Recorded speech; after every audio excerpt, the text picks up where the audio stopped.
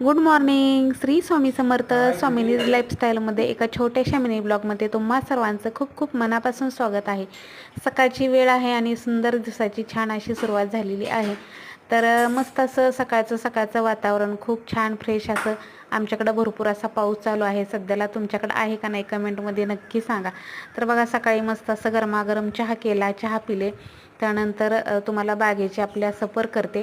तर बघू शकताय आपल्या बागेतील बगीचाला सगळीकडे अशी फुलं आलेली आहेत. सुंदर अशी बाग आपली बहरलेली आहे आणि खूप छान बघा हे घोळ तर इतका मस्त आलेला आहे ना, त्याला सगळीकडे फुलं लागलेली आहेत.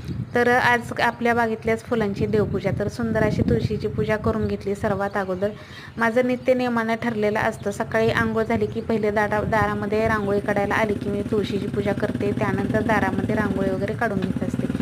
तर हे सकाळी माझ्या नित्य डेली हे असतं. देवपूजा करायला थोडासा उशीर असतो, त्यामुळे मी काय करते, पहिलं तुळशीची पूजा. आणि तुळशीच्या पूजेला खूप महत्त्व आहे.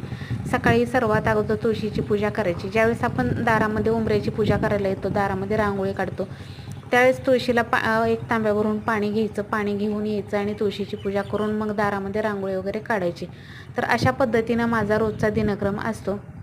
कसं होतं, रोजच्या देवपूजेला जेवढं महत्त्व आहे त्याच्यापेक्षा सुद्धा जास्त आपल्या तुळशीला महत्त्व आहे, तुळशीची पूजा करण्याला महत्त्व आहे. तर बघा आता सध्या खूप सारा पाऊस आहे, भरपूर असा पाऊस पडतो आहे आमच्याकडे. त्यामुळे तुळशीला आता पाणी ऑलरेडी कुंडीमध्ये पाणी खूप साठलेलं असतं, त्यामुळे आज तुळशीला काय पाणी घातलं नाही. फक्त अगरबत्ती लावून हळदी कुंकू लावून पूजा करून घेतली.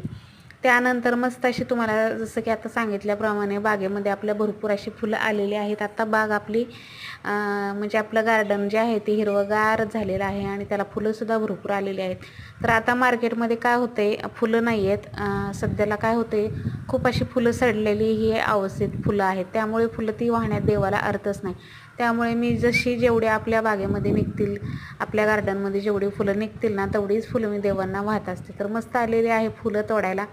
आणि खरंच बघा आपल्या स्वतःच्याच गार्डनमध्ये आपण लावलेल्या झाडांचा, आपण लावलेल्या जी झाडं आहेत त्यांची फुलं तोडून देवाला वाहण्यात जो आनंद आहे ना, तो वेगळाच असतो.